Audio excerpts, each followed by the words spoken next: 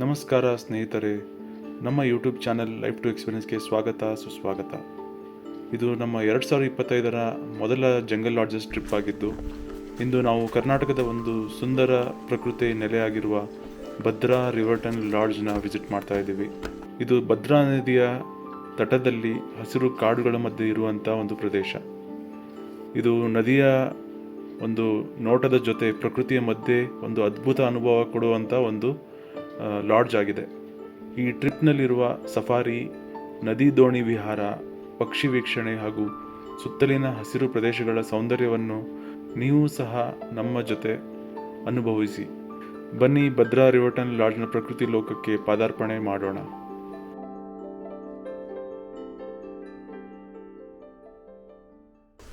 Okay, it's nice. So cozy and ನೀಟಾಗಿದೆ. Wow, ಏನು view ಇದೆಯಲ್ಲ ಇಲ್ಲಿ. ನಮಸ್ಕಾರ. Welcome to our channel life to experience. So ಬಂದಿದ್ವಿ ರಿವರ್ಟನ್ ಲಾಡ್ಜ್ಗೆ. ಲಾಸ್ಟ್ ಇಯರ್ ನೀವು 2024ನಲ್ಲಿ ನಾವು ಬಂದಾಗ ಇದೇ ವಿಡಿಯೋ ನೀವು ನೋಡಿದ್ರಿ. ಬಟ್ ಇವಾಗ 2025ಅಲ್ಲಿ ಯಾವ ಥರ ಡಿಫ್ರೆಂಟ್ ಆಗಿರುತ್ತೆ ಅಂತ ಡಿಫ್ರೆಂಟ್ ಸೀಸನಲ್ಲಿ ಬಂದಿದ್ದೀವಿ ಲಾಸ್ಟ್. ಯಾಕಂದರೆ this is the breeding time for river tern bird. ಮತ್ತು ಈ ಲಾಡ್ಜ್ ಗುರುತಿಸ್ಕೊಳ್ಳೋದು ಅದಕ್ಕೋಸ್ಕರನೇ. ರಿವರ್ಟನ್ ಬ್ರೀಡಿಂಗ್ನ ಇಲ್ಲಿ ವಾಚ್ ಮಾಡೋದಕ್ಕೆ ಮತ್ತು ಬರ್ಡ್ ವಾಚರ್ಸ್ಗೆ ಇದೊಂಥರ ಸ್ವರ್ಗ ಇದು. ಸೊ ಅದಕ್ಕೋಸ್ಕರ ಈ ಏನು ರಿಸಾರ್ಟ್ ಇದೆ ಅದನ್ನು ಅದ್ರ ಮೇಲೆ ಹೆಸರಿಟ್ಟಿದ್ದಾರೆ. ಸೊ ಇದನ್ನು ಈ ಸತಿ ನೋಡೋಣ, ಯಾಕಂದರೆ ಈ ತಾನೇ ಜಸ್ಟ್ ಚೆಕ್ ಇನ್ ಆಗ್ತಾ ಇದ್ದೀವಿ. ನಾನು ನಿಮಗೆ ಎಕ್ಸ್ಪ್ಲೇನ್ ಮಾಡಿದಾಗೆ ಇನ್ನೂ ಎಕ್ಸ್ಪ್ಲೇನ್ ಮಾಡಿಲ್ಲ ನಿಮಗೆ ನಾನು. ಸೊ ಲಾಸ್ಟ್ ಟೈಮ್ ನಾವು ಬಂದಾಗ ಅಲ್ಲಿ ಕಾಟೇಜಸ್ನ ನಾವು ತೊಗೊಂಡಿದ್ವಿ, ಇಲ್ಲಿಂದ ಕಾಣಿಸುತ್ತೆ. ಸೊ ಅಲ್ಲಿ ದೂರದಲ್ಲಿ ಏನು ಕಾಣಿಸ್ತಾ ಇದೆ ಅದು ಕಾಟೇಜಸ್ಸು. ಸೊ ಎನಿವೇಸ್, ನೀವು ಆ ಲಾಸ್ಟ್ ಟೈಮ್ ವಿಡಿಯೋ ಮಿಸ್ ಮಾಡಿದರೆ ಲಿಂಕಲ್ಲಿ ಹಾಕಿರ್ತೀನಿ, ಮತ್ತು ಇಲ್ಲಿ ಪಾಪಪ್ಪಲ್ಲಿ ಬರುತ್ತೆ ನಿಮಗೆ. ಅದನ್ನು ನೀವು ಜಸ್ಟ್ ಕ್ಲಿಕ್ ಮಾಡಿ ಅದನ್ನು ನೋಡ್ಕೊಂಡು ಬರ್ಬೋದು. ಲೆಪರ್ಡ್ ಎಲ್ಲ ಸೈಟಿಂಗ್ ಆಗಿತ್ತು ಆವಾಗ. ಸೊ ಇನ್ನೂ ನಮಗೆ ಇಲ್ಲಿ ಗೊತ್ತಿಲ್ಲ ಏನಿದೆ ಸ್ಟೋರ್ನಲ್ಲಿ ಅಂತ. So we are still excited and waiting what we are about to unleash here. So hopefully will get to see something better than last time what we did. Route information ಹೇಳಬೇಕಂದ್ರೆ, ಬ್ಯಾಂಗ್ಳೂರಿಂದ ನಾವು ಇಲ್ಲಿ ರಿವರ್ಟನ್ಗೆ ಬರಬೇಕಂದ್ರೆ ಆಲ್ಮೋಸ್ಟ್ ಒಂದು 280 to 290 kilometres ಆಗುತ್ತೆ. ನಾವೀಗ ಚಿಕ್ಕಮಗಳೂರಿಗೆ ಬಂದು ಅಲ್ಲಿಂದ ನಾವು ಬಂದಿರೋದ್ರಿಂದ ಒಂದು 65 to 70 ಕಿಲೋಮೀಟರ್ಸ್ ಅಷ್ಟೇ ಆಗುತ್ತೆ. ಸೊ ಮತ್ತು ಇಲ್ಲಿ ಚಿಕ್ಕಮಗಳೂರಿಂದ ಬರುವಾಗ ಸಹ ಅನೇಕ ರೂಟ್ಸ್ಗಳೆಲ್ಲ ಇದೆ, ಬಟ್ ನಾವು ಮಲೇನಹಳ್ಳಿ ಕಡೆಯಿಂದ ಬಂದಿದ್ದೀವಿ. ಸೊ ಅದು ಏನು ಅಡ್ವಾಂಟೇಜ್ ಅಂತ ಹೇಳಿದ್ರೆ, ಅಲ್ಲಿ ಟ್ರಾಫಿಕ್ ಕಡಿಮೆ ಇರುತ್ತೆ, ಸೀನಿಕ್ ಆಗಿರೋ ರೂಟ್ಸ್ ಇದೆ. ಸೊ ಆ ಕಡೆಯಿಂದ ನಾವು ಬಂದು ಲಕ್ವಳ್ಳಿಯಿಂದ ಇಲ್ಲಿ ಬಂದಿದ್ದೀವಿ. ಸೊ ನಿಯರ್ಲಿ ಒಂದು 65 to 70 ಕಿಲೋಮೀಟರ್ಸ್ ಆಗುತ್ತೆ ಚಿಕ್ಕಮಗಳೂರಿಂದ. ಸೊ ನಿಮ್ಮಲ್ಲಿ ಏನಾದರೂ ನೀವು ಪ್ಲ್ಯಾನ್ ಮಾಡಿಕೊಂಡು ಚಿಕ್ಕಮಗಳೂರನ್ನ ಏನಾದರೂ ಕವರ್ ಮಾಡಬೇಕು ಅಂತ ಇದ್ದರೆ, ಸೊ ನೀವು ಚಿಕ್ಕಮಗಳೂರಿಗೆ ಬಂದುಬಿಟ್ಟು ಇದನ್ನು ನೀವು ಇನ್ನೊಂದು ದಿನ ಅಂತ ಎಕ್ಸ್ಟೆಂಡ್ ಮಾಡ್ಕೊಂಡು ಬಂದರೆ ತುಂಬಾ ಹತ್ತಿರನೂ ಆಗುತ್ತೆ ಮತ್ತು ನಿಮಗೆ ಕನ್ವೀನಿಯೆಂಟ್ ಕೂಡ ಆಗಿರುತ್ತೆ ಟ್ರಾವೆಲ್ ಮಾಡಲಿಕ್ಕೆ. ಸೊ ರೋಡ್ಸ್ ಎಲ್ಲ ತುಂಬ ನೀಟಾಗಿದ್ದಾವೆ. ಮತ್ತೇನಾದರೂ ಇನ್ನು ಇಲ್ಲಿ ಆ್ಯಕ್ಟಿವಿಟೀಸ್ ಅಂತ ಬಂದರೆ, ಯೂಶಲಿ ನಾವು ಬೇರೆ ಕಡೆ ಹೋದರೆ ಬರೀ ಜೀಪ್ ಸಫಾರಿ ಮಾತ್ರ ಮಾಡ್ಕೊಂಡು ಬಂದುಬಿಡ್ತೀವಿ, ಬರ್ಡ್ ವಾಚಿಂಗ್ ಅದೆಲ್ಲ ಇರುತ್ತೆ. ಸೊ ಇಲ್ಲಿ ಮೇಯ್ನ್ಲಿ 4 ಆ್ಯಕ್ಟಿವಿಟೀಸ್ ಅಂತಲೇ ಹೇಳ್ಬೋದು. ಒಂದು ಜಂಗಲ್ನಲ್ಲಿ ಜೀಪ್ ಸಫಾರಿ, ಎರಡನೇದು ಬಂದುಬಿಟ್ಟು ಬೋಟ್ ಸಫಾರಿ. ಏನು ರಿಸರ್ವರ್ ಇದೆ ಅದರಲ್ಲಿ ಬೋಟ್ ಸಫಾರಿ ಮಾಡ್ತೀವಿ. ರಿವರ್ಟನ್ ಜೊತೆಗೆ ಆಲ್ಮೋಸ್ಟ್ ಒಂದು 200+ ಸ್ಪೀಸೀಸ್ ಎಲ್ಲ ಇದೆಯಂತೆ, ಬರ್ಡ್ ಸ್ಪೀಸೀಸ್ ಎಲ್ಲ ಇದೆಯಂತೆ. ಕೆಲವೊಂದು ಸ್ಪೀಸೀಸ್ನ ನಾವು ನೋಡ್ಬೋದು. ಅದ್ರ ಜೊತೆಗೆ ನಮಗೆ ಬರ್ಡ್ ವಾಚಿಂಗ್ ಸಹ ಇದೆ. ಅದರ ನೆಕ್ಸ್ಟ್ ನಮಗೆ ಇದು ಸ್ಪೋರ್ಟ್ಸ್ ಎಲ್ಲ ಇದೆ, ವಾಟರ್ ಸ್ಪೋರ್ಟ್ಸ್ ಎಲ್ಲ ಇದೆ. ಸೊ 4 ಆ್ಯಕ್ಟಿವಿಟೀಸ್ ಅಂತೂ ಆರಾಮಾಗಿ ಮಾಡ್ಬೋದು ಇಲ್ಲಿ. ಸೊ ಇವಾಗ ಆಲ್ಮೋಸ್ಟ್ ಲಂಚ್ ಟೈಮ್ ಆಗಿದೆ. ಇವಾಗ ಸ್ವಲ್ಪ ಹೊತ್ತಲ್ಲಿ ಗೋಲ್ಗರ್ಗೆ ಹೋಗಿ ಊಟ ಮಾಡಿಕೊಂಡು ಅದಾದ ನಂತರ ನಮಗೆ 3:15ಇಂದ ಒಂದು ಜೀಪ್ ಸಫಾರಿ ಇದೆ. ಸೊ ಜೀಪ್ ಸಫಾರಿ 3 hours ಆಗಿರುತ್ತೆ. ನಾವು ಕಾಡು ಒಳಗಡೆ ಹೋಗಿ ಅಲ್ಲಿ ಏನೇನು ಸೈಟಿಂಗ್ ಆಗುತ್ತೆ ಅದನ್ನು ಹೆಂಗಿದ್ರು ನಿಮಗೆ ನಾವು ತೋರಿಸ್ತೀವಿ. So let's hope will get to sight something better today. And ನಾಳೆ ಮಾರ್ನಿಂಗ್ ನಮಗೆ ಹೆಂಗಿದ್ರು ಬೋಟ್ ಸಫಾರಿ ಇದ್ದೇ ಇರುತ್ತೆ. So early morning around 6:30 start ಆಗುತ್ತೆ ಅದು. ಸೊ ಅದನ್ನು ಕೂಡ ಇದರಲ್ಲಿ ಕವರ್ ಮಾಡ್ತೀವಿ. ಸೊ ನೋಡೋಣ ಹೆಂಗಿರುತ್ತೆ ಅಂತ. ನಮಗೆ ವಿಶಸ್ ಲಕ್. ಸೊ ಏನಾದರೂ ನಮಗೆ ಸೈಟಿಂಗ್ ಆದರೆ ನಿಮಗೂ ಆದಂಗೆ. ಸೊ ನೋಡೋಣ ಹೇಗಿರುತ್ತೆ ಅಂತ. 490 ಸ್ಕ್ವೇರ್ ಕಿಲೋಮೀಟರ್ಸ್ ಅಷ್ಟು ದೊಡ್ಡ ಜಾಗ ಇದೆ ಇದು. ಹಾಂ, ನಿಯರ್ಲಿ 500 ಸ್ಕ್ವೇರ್ ಕಿಲೋಮೀಟರು ಕಾಡಿರೋದು. ಓಕೆ, ದೆನ್ ಸಿಗೋಣ. ಇವಾಗ ನಾವು ಗೋಲ್ಗರ್ಗೆ ಎಂಟ್ರ್ ಆಗ್ತಾ ಇದ್ದೀವಿ. ಸೊ ಹೊರಗಡೆಯಿಂದ ಗೋಲ್ಗರ್ ಈ ರೀತಿ ಕಾಣಿಸುತ್ತೆ ನೋಡಿ. ಸೊ ಈಗ ಲಂಚ್ಗಾಗಿ ಗೋಲ್ಗರ್ ಒಳಗಡೆ ಹೋಗ್ತಾ ಇದ್ದೀವಿ. ತುಂಬ ಹಸಿವಾಗಿದೆ. ನೋಡೋಣ ಇವತ್ತು ಮೆನ್ಯೂನಲ್ಲಿ ಏನೇನಿರುತ್ತೆ ಅಂತ. ಬಫೆ ಸ್ಪ್ರೆಡ್ಡಲ್ಲಿ ಏನೇನಿದೆ ಅಂತ ಟೇಬಲ್ ಸುತ್ತ ಹೋಗಿ ನೋಡ್ಕೊಂಡು ಬರೋಣ. ಎಲ್ಲ ಐಟಮ್ಗಳನ್ನು ನಿಮಗೂ ತೋರಿಸ್ತೀನಿ. ಹಾಗೆ ನೋಡೋಣ ಸ್ಪೆಷಲ್ ಏನಿದೆ ಇವತ್ತು ಅಂತ. ಮತ್ತು ನಿಮಗೇನು ಸ್ಪೆಷಲ್ ಅನಿಸುತ್ತೆ ಅದನ್ನು ನೀವು ಕಮೆಂಟ್ಸ್ನಲ್ಲಿ ತಿಳಿಸಿ. ನೋಡ್ಬೋದು, ಒಳ್ಳೆ ಬಿಸಿ ಬಿಸಿಯಾಗಿ ಬಿರಿಯಾನಿ ಸರ್ವ್ ಮಾಡಿದ್ದಾರೆ. ಅದ್ರ ಜೊತೆಗೆ ಒಂದು ರಿವರ್ ಫಿಶ್ ಕೂಡ ಇದೆ, ಫ್ರೆಶ್ ವಾಟರ್ ಫಿಶ್ ಅಂತ ಹೇಳ್ಬೋದು. ಇದೇ ಭದ್ರಾ ನದಿಯಲ್ಲೇ ಹಿಡ್ಕೊಂಡು ತಂದು ಇಲ್ಲಿ ಇವರು ಫ್ರೈ ಮಾಡಿ ಇಲ್ಲಿ ನಮಗೆ ಬಡಿಸ್ತಾ ಇದ್ದಾರೆ. ಸೊ ತುಂಬಾ ಡಿಲಿಷಿಯಸ್ ಆಗಿದೆ ಫುಡ್ಡು. ಸೊ ಇವಾಗ ಅರೌಂಡ್ 3 o'clock ಆಗಿದೆ. ಈಗ ನಾವು ಸಫಾರಿಗೆ ಹೋಗಬೇಕು. ಅದಕ್ಕೋಸ್ಕರ ಫಸ್ಟು ರಿಸೆಪ್ಷನಿಗೆ ಹೋಗ್ಬಿಟ್ಟು ಅಲ್ಲಿ ಟೀ ಕಾಫಿ ಏನೋ ಇರುತ್ತೆ ಅದನ್ನು ತೊಗೊಂಡು ಅಲ್ಲಿಂದ ಸಫಾರಿ ಜೀಪ್ ರೆಡಿ ಇರ್ತವೆ. ಸೊ ಯಾವುದು ಅಂತ ಅವ್ರು ಅಲಾಟ್ ಮಾಡ್ತಾರೆ, ಅದ್ರ ಬೇಸ್ ಮೇಲೆ ನಾವು ಆ ಜೀಪ್ಗೆ ಹೋಗಬೇಕು. ಸೊ ಅಲ್ಲಿಗೆ ಹೋಗ್ತಾ ಇದ್ದೀವಿ. ಸೊ ಬನ್ನಿ ಹೋಗೋಣ. ಇದೇ ನಮ್ಮ ಜೀಪ್ ರೆಡಿ ಆಗಿದೆ ಇವಾಗ. ಸೊ ಬಟ್ ಇನ್ನೂ ಯಾರೂ ಬೋರ್ಡ್ ಆಗಿಲ್ಲ. ಬೋರ್ಡ್ ಆಗಿನ ಮುಂಚೆ ಯಾವುದೋ ಅಂತ ನಂಬರ್ ಕೇಳ್ಕೊಂಡ್ವಿ. ಅಲಾಟ್ ಆಗಿದೆ ಇದೆ ಜೀಪ್ ನಂಬರ್ 1.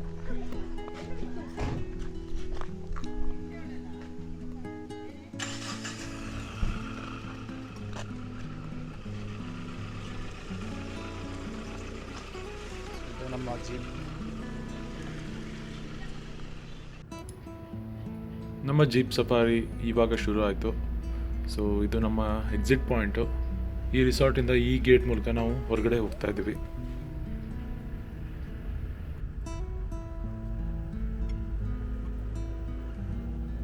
ಇಲ್ಲಿ ನಿಮಗೆ ಕಾಣಿಸ್ತಿರೋದೇ ಭದ್ರಾ ಕಾಲುವೆ. ಇದು ಕರ್ನಾಟಕದ ಹಲವಾರು ಜಿಲ್ಲೆಗಳಿಗೆ ವಿಸ್ತಾರಗೊಂಡಿದೆ. ಈ ಕಾಲುವೆ ವಿಶೇಷವಾಗಿ ಶಿವಮೊಗ್ಗ, ಚಿಕ್ಕಮಗಳೂರು ಮತ್ತು ದಾವಣಗೆರೆ ಜಿಲ್ಲೆಗಳ ಕೆಲ ಭಾಗಗಳನ್ನು ಒಳಗೊಂಡಿದ್ದು ವಿಶೇಷ ಪ್ರದೇಶಕ್ಕೆ ನೀರಾವರಿ ಒದಗಿಸುತ್ತದೆ. ಈ ಕಾಲುವೆ ವ್ಯವಸ್ಥೆ ಈ ಭಾಗಗಳ ಕೃಷಿಗೆ ಪ್ರಮುಖ ನೀರಿನ ಮೂಲವೂ ಕೂಡ ಹೌದು. ಇದೇ ಫಾರೆಸ್ಟ್ಗೆ ಎಂಟ್ರಿ ಪಾಯಿಂಟು. ಸೊ ಇಲ್ಲಿ ಬಂದು ಎಲ್ಲ ಜೀಪ್ಗಳು ತಮ್ಮ ಜೀಪ್ಗಳ ವಿವರಗಳನ್ನು ಎಂಟ್ರಿ ಹಾಕಿಸಿ ಮತ್ತು ಇಲ್ಲಿಂದ ಎಕ್ಸಾಕ್ಟ್ಲಿ 4 o'clockಗೆ ಕಾಡಿನ ಒಳಗಡೆ ಪ್ರವೇಶ ಕೊಡ್ತಾರೆ ಫಾರೆಸ್ಟ್ ಡಿಪಾರ್ಟ್ಮೆಂಟ್ನವರು. ಸೊ ಅಲ್ಲಿವರೆಗೂ ಇಲ್ಲೇ ಅಸೆಂಬಲ್ ಆಗಿ ಇಲ್ಲೇ ವೆಯ್ಟ್ ಮಾಡಬೇಕು. ಸೊ ಅದನ್ನೇ ಇವಾಗ ಎಷ್ಟೊಂದು ಜೀಪ್ಗಳು ನೀವು ಇಲ್ಲಿ ಏನು ಕಾಣಿಸ್ತಾ ಇದ್ದಾವೆ ಎಲ್ಲ ವೆಯ್ಟ್ ಮಾಡ್ತಾ ಇದ್ದಾವೆ. ಸೊ ನಾವು ಕೂಡ ಹೋಗಿ ಅಲ್ಲಿ ಈಗ ಜಾಯ್ನ್ ಆಗ್ತೀವಿ. ಸೊ ಇವಾಗ ಕಾರ್ಡ್ ಒಳಗಡೆ ಎಂಟ್ರಿ ಸಿಕ್ಕಿದೆ. ಸೊ ನಾವಿವಾಗ ಕಾರ್ಡ್ನ ಅಫಿಷಿಯಲ್ ಆಗಿ ಪ್ರವೇಶ ಮಾಡ್ತಾ ಇದ್ದೀವಿ. ಸೊ ಬನ್ನಿ ನೋಡೋಣ ಏನು ಕಾಣಿಸುತ್ತೆ ಇವಾಗ ಅಂತ.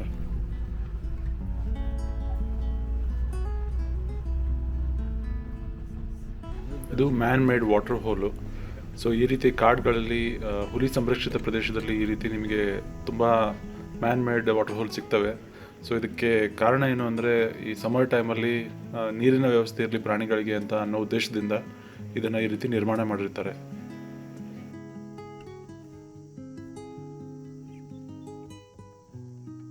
ದೂರದಲ್ಲಿ ಡಕ್ಸ್ ಬಿಸಿಲು ಕಾಯಿಸ್ತಾ ಕೂತ್ಕೊಂಡಿದ್ದಾವೆ.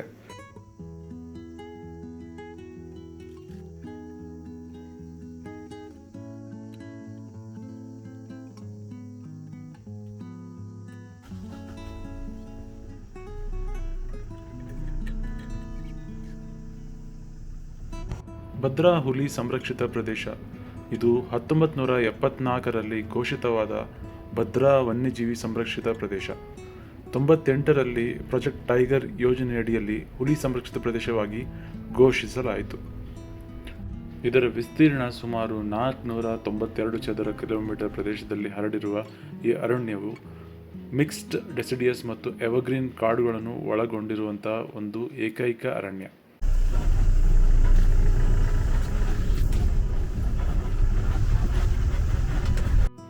ಇಲ್ಲಿ ನೋಡಿ, ಇದು ಸ್ಪಾಟೆಡ್ ಡಿಯರ್ ಅಂತ ಹೇಳ್ತಾರೆ ಇಂಗ್ಲೀಷ್ನಲ್ಲಿ.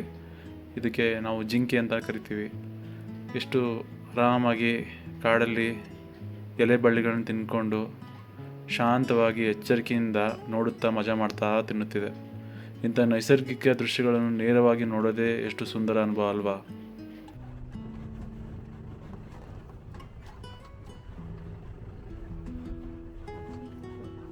ಅದೇ ಸಮಯದಲ್ಲಿ ನಾವು ಜಿಂಕೆಯನ್ನು ನೋಡಿ ಎಂಜಾಯ್ ಮಾಡ್ತಾ ಇರುವಾಗ ಅಚಾನಕ್ಕಾಗಿ ಒಂದು ಕಿಂಗ್ ಫಿಶರ್ ಪಕ್ಷಿ ನಮ್ಮ ಕಣ್ಣಿಗೆ ಬಿತ್ತು. ಕಿಂಗ್ ಫಿಶರ್ ನೋಡ್ತಾ ನೋಡ್ತಾ ಒಂದು ನವಿಲು ಕೂಡ ಕಾಣಿಸ್ಕೊಳ್ತು.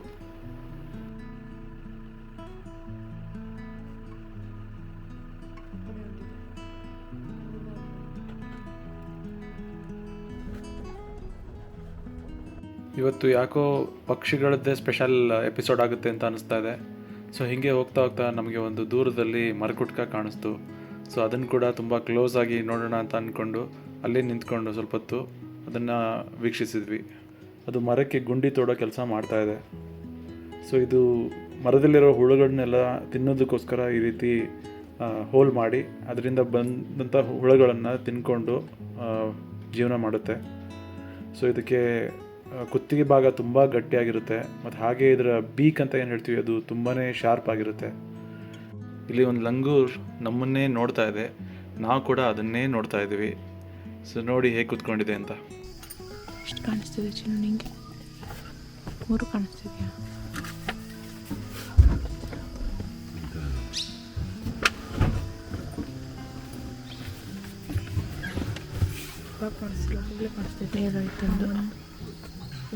ಇಲ್ಲಿ ಒಂದು ಜಿಂಕೆಗಳ ಗುಂಪೊಂದು ಕಾಣಿಸ್ತು ನಮಗೆ. ಸೊ ಈ ಗುಂಪಲ್ಲಿ ಏನಿಲ್ಲ ಅಂದರೂ ಒಂದು 400ರಿಂದ 500 ಜಿಂಕೆಗಳಿರ್ಬೋದು. ಸೊ ಇಷ್ಟೊಂದು ಜಿಂಕೆಗಳನ್ನ ಅಟ್ ಎ ಟೈಮ್ ನೋಡಿದ್ದೇ ಇದೆ ಫಸ್ಟ್ ಟೈಮ್ ನಾವು ಕಾಡಿನಲ್ಲಿ. ಸೊ ತುಂಬ ಲಕ್ಕಿ ಅಂತ ಅನಿಸ್ತಾ ಇದೆ. ಬನ್ನಿ ಸ್ವಲ್ಪ ಹತ್ತಿರ ಹೋಗಿ ನೋಡೋಣ.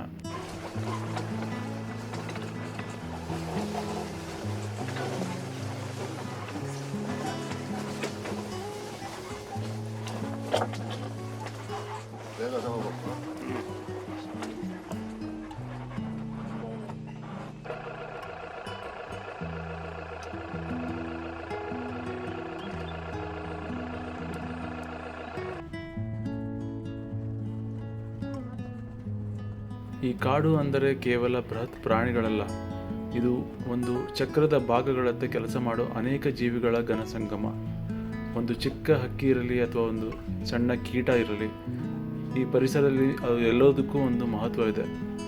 ಇದರೊಳಗಿನ ಅವಿಭಾಜ್ಯ ಸಂಬಂಧಗಳನ್ನು ಗಮನಿಸಿದರೆ ಕಾಡಿನೊಳಗಿನ ಜೀವನ ಹೇಗೆ ಒಂದಕ್ಕೆ ಒಂದು ಅವಲಂಬಿತವಾಗಿದೆ ಅನ್ನೋದು ಅರ್ಥವಾಗುತ್ತೆ.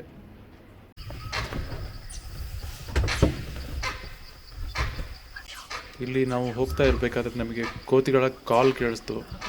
ಸೊ ಸಾಮಾನ್ಯವಾಗಿ ಕೋತಿಗಳು ಈ ರೀತಿ ಶಬ್ದ ಮಾಡೋದು ಯಾವುದಾದ್ರೂ ಮಾಂಸಾಹಾರಿ ಪ್ರಾಣಿ, ಹುಲಿ ಅಥವಾ ಚಿರತೆ ಸುತ್ತಮುತ್ತಲು ಇದ್ದಾಗ ಮಾತ್ರ ಈ ರೀತಿ ಅವು ಸೂಚನೆ ಕೊಡ್ತವೆ. ಸೊ ಇದು ಕೋತಿಗಳು ಒಂದಕ್ಕೊಂದು ಕಮ್ಯುನಿಕೇಟ್ ಮಾಡಿಕೊಳ್ಳುವಂಥ ಒಂದು ವಿಧಾನ. ಇಲ್ಲಿ ಮೋಸ್ಟ್ಲಿ ಯಾವುದೋ ಮಾಂಸಾಹಾರಿ ಪ್ರಾಣಿ ಇದೆ ಅಂತ ಅನಿಸುತ್ತೆ.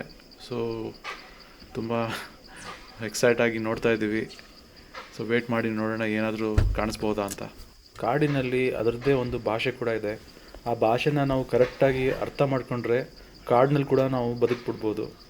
ಸೊ ಇಲ್ಲಿ ನೀವು ನೋಡಿದ್ರಲ್ಲಿ ಏನು ಅರ್ಥ ಮಾಡ್ಕೋಬೋದು ಅಂದರೆ, ಕೋತಿಗಳು ಈ ರೀತಿ ಶಬ್ದ ಮಾಡಿದಾಗ ಸಾಮಾನ್ಯವಾಗಿ ಅಲ್ಲಿ ಸುತ್ತಮುತ್ತಲು ಎಲ್ಲೋ ಒಂದು ಮಾಂಸಾಹಾರಿ ಪ್ರಾಣಿ ಇದೆ ಅಂತ ಅನ್ನೋದಕ್ಕೆ ಇದೊಂದು ಸೂಚನೆ. ಅದಷ್ಟೇ ಅಲ್ಲದೆ ಈ ಕೋತಿಗಳು ಯಾವ ದಿಕ್ಕಿನಲ್ಲಿ ತಿರುಗಿ ಆ ರೀತಿ ಶಬ್ದ ಮಾಡ್ತವೆ, ಅದರಿಂದ ನಮಗೇನು ಗೊತ್ತಾಗುತ್ತೆ ಅಂದರೆ ಆ ದಿಕ್ಕಿನಲ್ಲಿ ಈ ಮಾಂಸಾಹಾರಿ ಪ್ರಾಣಿ ಇರಬಹುದು. ಆ ಮಾಂಸಾಹಾರಿ ಪ್ರಾಣಿ ಹುಲಿ ಆದರೂ ಆಗಿರ್ಬೋದು ಅಥವಾ ಚಿರತೆ ಆದರೂ ಆಗಿರ್ಬೋದು ಅನ್ನೋದಕ್ಕೆ ಒಂದು ಸೂಕ್ಷ್ಮವಾದ ಒಂದು ನಮಗೆ ಡೈರೆಕ್ಷನ್ ಸಿಕ್ಬಿಡುತ್ತೆ.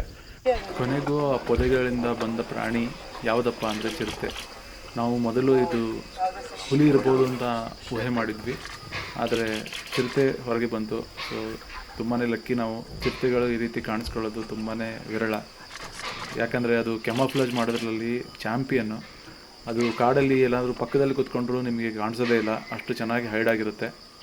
ಮತ್ತು ಎಷ್ಟೋ ಜನ ಇದಕ್ಕೆ ಚೀತಾ ಅಂತ ಕರೀತಾರೆ. ಚೀತಾ ಅನ್ನೋದು ಇದಲ್ಲ, ಅದು ಇವಾಗ ಆಫ್ರಿಕಾದಿಂದ ಇಂಡಿಯಾಕ್ಕೆ ತಗೊಂಡು ಬಂದು ಅಲ್ಲಿ ಕುನ್ನೋ ನ್ಯಾಷನಲ್ ಪಾರ್ಕ್ನಲ್ಲಿ ರಿಹ್ಯಾಬಿಟೇಟ್ ಮಾಡ್ತಾ ಇದ್ದಾರೆ.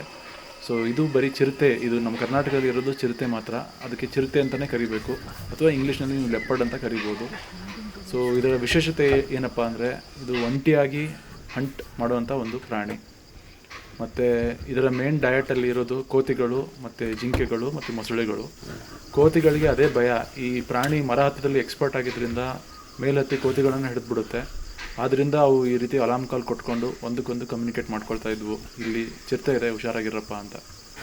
ಸೊ ನೋಡಿ, ನಮ್ಮಿಂದ ನಿಮಗೂ ಕೂಡ ಈ ಕೆಲವು ವಿಷಯಗಳು ಗೊತ್ತಾಯಿತು ಅಂತ ಅಂದ್ಕೊಂಡು ಮುಂದೆ ನೋಡೋಣ ಮತ್ತೇನು ಸಿಗುತ್ತೆ ಅಂತ. ಬನ್ನಿ ಫ್ರೆಂಡ್ಸ್. ಇಲ್ಲಿ ನಮಗೆ ಗಾರ್ಗಳ ಒಂದು ಹಿಂಡು ಸಿಗ್ತಾ ಇದೆ.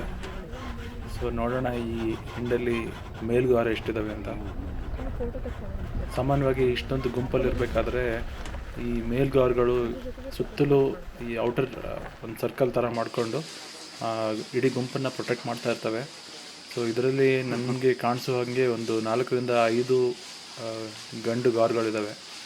ಸೊ ನಿಮಗೆ ಝೂಮ್ ಮಾಡಿ ತೋರಿಸ್ತೀನಿ, ನೋಡಿ ಅದರ ಆಕಾರ ಹೇಗಿದೆ, ಅದರದ್ದು ಸೈಜ್ ಹೆಂಗಿದೆ ಅಂತ ಇದರಲ್ಲೇ ನಿಮಗೆ ಗೊತ್ತಾಗುತ್ತೆ. ಕನ್ನಡದಲ್ಲಿ ಕಾಡೆಮ್ಮೆ ಅಂತ ಕೂಡ ಕರೆಯಲಾಗುತ್ತೆ. ಭದ್ರಾ ಅರಣ್ಯದಲ್ಲಿ ನಿಮಗೆ ಸಾಮಾನ್ಯವಾಗಿ ಕಾಣಿಸುವಂಥ ಪ್ರಾಣಿ ಅಂದರೆ ಈ ಗಾರ್ಗಳು. ಇವು ಈ ಎಕೋಸಿಸ್ಟಮ್ಗೆ ತುಂಬ ಮುಖ್ಯವಾದ ಪಾತ್ರ ನಿರ್ವಹಿಸುತ್ತವೆ. ಗಾರ್ಗಳು ಕಾಡಿನ ಒಂದು ಪರಿಸರನ ಹೇಗೆ ಮೇಂಟೈನ್ ಮಾಡ್ತವೆ ಅಂದರೆ, ಇವು ತಿನ್ನುವ ಆಹಾರದಲ್ಲಿ ಕೆಲವೊಮ್ಮೆ ಬೀಜಗಳನ್ನೆಲ್ಲ ತಿನ್ಕೊಂಡ್ಬಿಟ್ಟಿರ್ತವೆ. ಸೊ ಆ ಬೀಜನ ಇದು ಬೇರೆ ಎಲ್ಲೋ ಹೋಗಿ ಅದನ್ನು ಸಗಣಿ ಹಾಕಿದಾಗ ಆ ಸಗಣಿ ಮೂಲಕ ಆ ಬೀಜ ಬಂದು ಮತ್ತೆ ಬಿತ್ತನೆ ಆಗಿ ಮತ್ತೆ ಅಲ್ಲಿ ಹೊಸ ಕಾಡು ಹುಟ್ಕೊಳ್ಳುತ್ತೆ. ಸೊ ಆದ್ದರಿಂದ ಇದು ತುಂಬಾ ಇಂಪಾರ್ಟೆಂಟು. ಇವು ದೇಹ ರಚನೆಯಲ್ಲಿ ತುಂಬ ಬಲಶಾಲಿ. ಸುಮಾರು ಒಂದು 1000ರಿಂದ 1500 kg ತೂಕ ಇರ್ತವೆ. ಶಾಂತ ಸ್ವಭಾವದವು, ಶುದ್ಧ ಸಸ್ಯಾಹಾರಿಗಳು, ಗಿಡಗಳು, ಎಲೆಗಳು ಮತ್ತು ಹಣ್ಣು ಹಂಪಲನ್ನು ತಿಂದ್ಕೊಂಡು ಇವು ಕಾಡಲ್ಲಿ ಬದುಕುವಂಥ ಪ್ರಾಣಿ.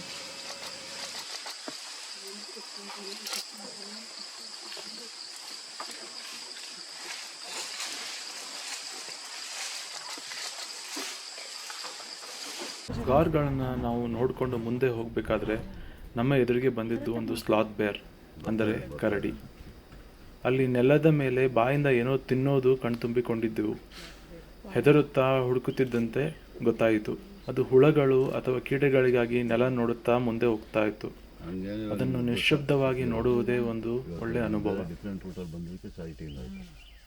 ನೀವು ಹೇಳಿದ್ರಲ್ಲ ಆ ಕಡೆ ಎಲ್ಲ ಇಲ್ಲ, ಅದಕ್ಕೆ ಈ ಕಡೆ ಬಂದಿದ್ದು ಅಂತ ಒಳ್ಳೆದಾಯಿತು. ಬೆಳಗ್ಗೆ ಹೋಗಿದ್ ರೋಟಲ್ಲಿ ಬರೀ ಇದಲ್ವಾ ಇದು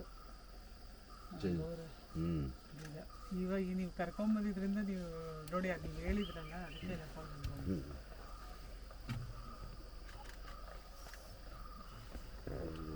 ಆಯ್ತು. ಇದು ಕಾಣಿಸ್ತಿದೆ, ಕಾಣಿಸ್ತಿದೆ ಬಟ್ ಓಕೆ. ಹಾಯ್. ಸೊ ಒಂದು ನಿಮಿಷ ಯಾರು ಮಾತಾಡಬೇಡಿ. ಈ ಥರ ಪೋಸ್ ಯಾವಾಗ ಲಾಸ್ಟ್ ಟೈಮ್ ಕೊಟ್ಟಂಗೆ ಯಾವಾಗ ನೆನಪಿದೆಯಾ ನಿಮಗೆ? ಸೊ ಲಾಸ್ಟ್ ಟೈಮ್ ಎಲ್ಲೋ ಒಂದು ಕಡೆ ಹೋದಾಗ ಲಾಸ್ಟಿಗೆ ಬಂದು ಸಾಯಂಕಾಲ ಸಫಾರಿ ಎಲ್ಲ ಮುಗಿದ್ಮೇಲೆ ಇದೇ ರೀತಿ ಕುತ್ಕೊಂಡು ಏನೋ ಒಂದು ಹೇಳಿದ್ವಿ ಅಲ್ವಾ? ಸೊ ಸಿಮಿಲರ್ಲಿ ಇವಾಗಲೂ ಅಂಥದ್ದೇ ಒಂದು ಆಗಿದೆ. ಸೊ ಅದನ್ನು ನಮ್ಮ ಮಿಸಸ್ ಎಕ್ಸ್ಪ್ಲೇನ್ ಮಾಡ್ತಾಳೆ. ಮತ್ತೆ ನಾನು ಸೊ ಯಾಕೆ ಇಷ್ಟು ಎಕ್ಸೈಟೆಡ್ ಆಗಿದ್ದಾರೆ ಇಬ್ಬರು? ಯಾಕಂದ್ರೆ ಹೇಳಿ first. Okay, so last time ನಾವು ಅದರ ಪೋಸ್ ಮಾಡಿದ್ದು ನಾಗರೋಳಲ್ಲಿ ಟೈಗರ್ ಕಾಣಿಸಿದ್ದಕ್ಕೆ ಅಷ್ಟು ಖುಷಿಯಾಗಿದ್ವಿ. ಇಲ್ಲಿ ಈ ಥರ ಯಾಕೆ ಮಾಡ್ತಿದ್ದೀವಿ ಅಂದರೆ ಒಂದೇ ದಿವಸದಲ್ಲಿ 2 ಲೆಪರ್ಡು ಮತ್ತು 1 ಕರಡಿ ಫುಲ್ ರೇರ್ ಸೈಟಿಂಗು ನೋಡಿದ್ವಿ. ಮತ್ತು ನನಗಂತೂ ತುಂಬ ಖುಷಿ ಆಯ್ತು ನಮ್ಮ 3 ಜನಕ್ಕೂ. ಬೆಳಗ್ಗೆಯಿಂದ ಪ್ರೇ ಮಾಡ್ತಾ ಇದ್ದ ಲೆಪರ್ಡ್ ಸಿಗಬೇಕು ಅಂತ. ಅವ್ನು ಪ್ರೇ ಮಾಡಿದ್ದೆ ಅದು ನಿಜವಾಗೂ ಸಾರ್ಥಕ ಆಗೋಯ್ತು. 2 ಲೆಪರ್ಡ್ ಇವತ್ತು ನಮಗೆ ಒಳ್ಳೆ ಸೈಟಿಂಗು. ಅದು ಬೇರೆ ನಾನು 4 ಸತಿ ಪ್ರೇ ಮಾಡಿದ್ದು ದೇವರಿಗೆ. ಅಂದ್ರೆ ಈ ಸತಿ ಟೈಗರ್ ಕಾಣ್ಲಿ ಅವೆಲ್ಲ ಇಲ್ವೇ ಇಲ್ಲ. ನೀವು ಸ್ಟಾರ್ಟಿಂಗ್ ವಿಡಿಯೋದಲ್ಲಿ ನೋಡಿರ್ಬೋದು, ಜಗನ್ ಅಂತೂ ಲೆಪರ್ಡ್ ಕಾಣ್ಲಿ ಅಂತಾನೆ ಹೇಳ್ತಾ ಇದ್ದ. ಸೊ ಆಲ್ಮೋಸ್ಟ್ ಫಸ್ಟ್ ಸ್ಟಾರ್ಟಿಂಗ್ ಅಂತೂ ಬರೀ ಬರ್ಡ್ಸ್ ಎಲ್ಲ ಕಾಣಿಸ್ತಾ ಇತ್ತು. ಯಾವುದು ಅನಿಮಲ್ಸೇ ಇಲ್ವಲ್ಲಪ್ಪ ಅಂತ ಒಂಥರ ಬೇಜಾರೇ ಅನ್ಸ್ಬಿಟ್ಟಿತ್ತು. ಬರೀ ಬರ್ಡ್ ಸೈಟಿಂಗ್ ಮಾತ್ರ ಇವತ್ತು ಅಂತ. ಆಲ್ಮೋಸ್ಟ್ ಇನ್ನೇನು ಒಂದು ½ an hour ಇದೆ ಅನ್ನೋಷ್ಟೊತ್ತಿಗೆ ಫುಲ್ ಲಂಗೂರ್ಸ್ಗಳು ಕಾಲ್ ಕೊಡೋಕ್ಕೆ ಸ್ಟಾರ್ಟ್ ಮಾಡಿದ್ವು. ಆವಾಗ ಫುಲ್ ಖುಷಿನೇ ಆಗ್ಬಿಟ್ಟಿತ್ತು. ಇನ್ನೂ ನಾವು ಲೆಪರ್ಡ್ ನೋಡಿಲ್ಲ, ಆ ಟೈಮ್ಗೆ ನಮ್ಗೆ ಫುಲ್ ಎಕ್ಸೈಟ್ಮೆಂಟ್ ಎಲ್ಲ ಸ್ಟಾರ್ಟ್ ಆಗಿಬಿಟ್ಟಿತ್ತು. ಒಂದು ಲೆಪರ್ಡ್ ಅಂತೂ ಆರಾಮ್ಸೆ ನಡ್ಕೊಂಡು ಹೋಗಿದ್ದು, ಅದನ್ನೆಲ್ಲ ನಾವು ನೋಡಿದ್ವಿ, ನಿಮಗೆ ಸಹ ವಿಡಿಯೋದಲ್ಲಿ ತೋರಿಸಿದ್ದೀವಿ. ಮತ್ತು 2ನೇದು ಕ್ರಾಸ್ ಆಯಿತು, ಅದು ಸಹ ನಾವು ಕ್ಲೀನಾಗಿ ನೋಡಿದ್ವಿ. ಸೊ ಫುಲ್ ಖುಷಿಯಾಗಿದ್ದೀವಿ, ಬಂದಿದ್ದು ಸಾರ್ಥಕ ಆಯಿತು ಅಂತ ಅನ್ನಿಸ್ತಾ ಇದೆ. ಸೊ ಇವಾಗ ಟ್ರಿಪ್ ಮುಗೀತು, ಹೋಗೋಣ ವಾಪಸ್ ಅಂತ ಹೇಳ್ತಿದ್ದಾರೆ. ಆದರೂ ನಾಳೆ ಒಂದು ಬೋಟ್ ಸಫಾರಿ ಇದೆ, ಅದನ್ನು ತೊಗೊಬೇಕು ಅಂತ ಇದ್ದೀವಿ. ಸೊ ಬೋಟ್ ಸಫಾರಿಯಲ್ಲಿ ನಮಗೆ ಏನು ಕಾಣಿಸುತ್ತೋ ಬಿಡುತ್ತೋ ಅದು ಇಂಪಾರ್ಟೆಂಟ್ ಅಲ್ಲ ಇವಾಗ. ಯಾಕಂದರೆ ನಮಗೆ ಆಲ್ರೆಡಿ ಈಗ ಏನು ಬೇಕಿತ್ತು ಅದು ಸಿಕ್ಬಿಟ್ಟಿದೆ. ಸೊ 2ನೇ ಲೆಪರ್ಡ್ ಏನು ಇವಳು ಹೇಳಿದ್ದು ಅದು ಸಿಕ್ಕಾಪಟ್ಟೆ ದೊಡ್ಡ ಲೆಪರ್ಡ್ ಇತ್ತು. ಬಟ್ ಅನ್ಫಾರ್ಚುನೇಟ್ಲಿ ನಮಗೆ ವೀಡಿಯೋದಲ್ಲಿ ಅಷ್ಟು ಚೆನ್ನಾಗಿ ಕವರ್ ಆಗಲಿಲ್ಲ, ಯಾಕಂದ್ರೆ ತುಂಬ ದೂರದಲ್ಲಿತ್ತು. ಬಟ್ ನಮಗೆ ಮಾತ್ರ ಕಣ್ಣಾರೆ ನಾವು ಅದನ್ನು ನೋಡಿದ್ವಿ, ರೋಡ್ ಕ್ರಾಸ್ ಮಾಡೋದು ಸಕ್ಕ ಚೆನ್ನಾಗಿತ್ತು ಲೆಪರ್ಡ್. ಅದು ಮೈಂಡಲ್ಲಿ ಕುತ್ಕೊಂಡ್ಬಿಡುತ್ತೆ, ಯಾಕೆಂದರೆ ನಾವು ಅದು ರೋಡ್ನ ಹೇಗೆ ಕ್ರಾಸ್ ಮಾಡಿ ಮೇಲೆ ಹತ್ತಿತ್ತು ಅದನ್ನೆಲ್ಲ ನಾವು ನೋಡ್ಬಿಟ್ಟಿದ್ದೀವಿ. ಅದೇ ರೆಕಾರ್ಡಲ್ಲಿ ಅದು ಎಷ್ಟು ಬಂದಿದೆ ಅಂತ ಗೊತ್ತಿಲ್ಲ, ಅದು ವಿಡಿಯೋ ಎಡಿಟ್ ಮಾಡಬೇಕಾದ್ರೆ ಗೊತ್ತಾಗುತ್ತೆ. So anyways we all enjoyed our safari. So hopefully tomorrow also it will be a lucky day for us. So ಹಾಗೆ ಗೈಸ್, ಇದು ಲಾಸ್ಟ್ ಟೈಮ್ ನಾವು ಭದ್ರಾಕ್ ಬಂದಾಗ ಲೆಪರ್ಡ್ ತುಂಬ ದೂರ ಇತ್ತಲ್ಲ, ಇದು ಅಂಥದ್ದಲ್ಲ. ಅಂದರೆ ನಮ್ಮ ಜೀಪ್ ಮುಂದೆ ಆ ಟೈಗರ್ ಬಂದಂಗೆ ಇತ್ತು, ಅದಕ್ಕೆ ತುಂಬ ಖುಷಿಯಾಗಿದೆ. ಇಲ್ಲೂ ಕೂಡ ನಮಗೆ ಲಂಗೂರ್ ಕಾಲ್ಸು ಮತ್ತು ನೇಚರ್ ಹೆಂಗೆ ಬಿಹೇವ್ ಮಾಡುತ್ತೆ, ವೈಲ್ಡ್ ಕ್ಯಾಟ್ಸ್ ಮೂವ್ಮೆಂಟ್ ಆಗಬೇಕಾದ್ರೆ ಫುಲ್ ಸೈಲೆಂಟ್ ಆಗಿಬಿಟ್ಟಿತ್ತು. ಫುಲ್ ಫಾರೆಸ್ಟ್ ಸೈಲೆಂಟ್ ಆಗಿತ್ತು. ಲಂಗೂರ್ಗಳು ಕಾಲ್ ಟೈಮ್ನಲ್ಲೇ ನಮಗೆ ಎಲ್ಲಿ ಬರ್ಬೋದು ಎಲ್ಲೂ ಅಂತ ಎಲ್ಲ ಕಡೆನೂ ನೋಡ್ತಾ ಇದ್ವಿ. ಸೊ ನಿಜವಾಗ್ಲೂ ಸಖತ್ ಎಕ್ಸೈಟ್ ಆಗಿದ್ದೀವಿ. ಅದನ್ನು ನಾವು ನೋಡಿದರೆ ನಮಗೆ ಆ್ಯಕ್ಚುಲಿ ವೈಲ್ಡ್ ಕ್ಯಾಟ್ಸ್ ಬಗ್ಗೆ ತುಂಬಾ ರೆಸ್ಪೆಕ್ಟ್ ಬರುತ್ತೆ. ಕಾಡಿನಲ್ಲಿ ಎಷ್ಟು ಅವಕ್ಕೆ ಬೆಲೆ ಇದೆ ಅಂತ ಗೊತ್ತಾಗುತ್ತೆ. ಕಾಡಲ್ಲಿ ಅವು ಆ್ಯಕ್ಚುಲಿ ಕಿಂಗ್ಸೇ ಅವು. ಸೊ ಅದ್ರ ಲೈಫ್ ಒಂಥರ ನಿಜವಾಗೂ ತುಂಬ ಖುಷಿ ಆಗುತ್ತೆ ನೋಡಲಿಕ್ಕೆ. ಅದನ್ನು ಆ್ಯಕ್ಚುಲಿ ನೀವು ಕೂಡ ಅನುಭವಿಸ್ಬೇಕಿಂತವೆಲ್ಲ ಸಫಾರಿಗಳಿಗೆ ಹೋಗಿ. So we were lucky that we spotted this leopard. So ನಾಳೆ ನೋಡೋಣ ಬೋಟ್ ಸಫಾರಿ ಏನು ಸಿಗುತ್ತೆ. ಬಟ್ ರಿವರ್ಟನ್ ಬರ್ಡ್ನಂತೂ ಲಾಸ್ಟ್ ಟೈಮು ನಿಮಗೆ ತೋರಿಸಿದ್ವಿ. ಏನು ಸಿಕ್ಕಿಲ್ಲ ಅಂದ್ರೆ ಅದಂತೂ ಖಂಡಿತವಾಗಿ ಸಿಗುತ್ತೆ ನಾಳೆ ಬೋಟ್ ಸಫಾರಿಯಲ್ಲಿ. ನಾವು ಬೋಟ್ ಸಫಾರಿ ಅಕಸ್ಮಾತ್ ಬೇಡ ಅಂದರೆ ಇದು ಜೀಪ್ ಸಫಾರಿ ಸಹ ತಗೋಬೋದು. ಬಟ್ ಅದು ಡಿಪೆಂಡ್ ಆಗುತ್ತೆ ಎಷ್ಟು ಜನ ಜೀಪ್ ಸಫಾರಿಗೆ ಮಾಡಿದ್ದಾರೆ ಅಂತ. ಇನ್ ಕೇಸ್ ಯಾರಾದರೂ ಅಲ್ಲಿ ಹೋಗಲ್ಲ, ಬೋಟ್ ಸಫಾರಿಗೆ ಹೋಗ್ತೀವಿ ಆ ಥರ ಏನಾರು ಆದರೆ ನಮಗೆ ಚಾನ್ಸಸ್ ಇದೆ ಜೀಪ್ ಸಫಾರಿಗೆ ಹೋಗಲಿಕ್ಕೆ. ಇನ್ ಕೇಸ್ ನಮಗೆ ಅದು ಸಿಕ್ಕಿಲ್ಲ ಅಂದರೆ ಮತ್ತೆ ನಾವು ಬೋಟ್ ಸಫಾರಿನೇ ಹೋಗ್ತೀವಿ.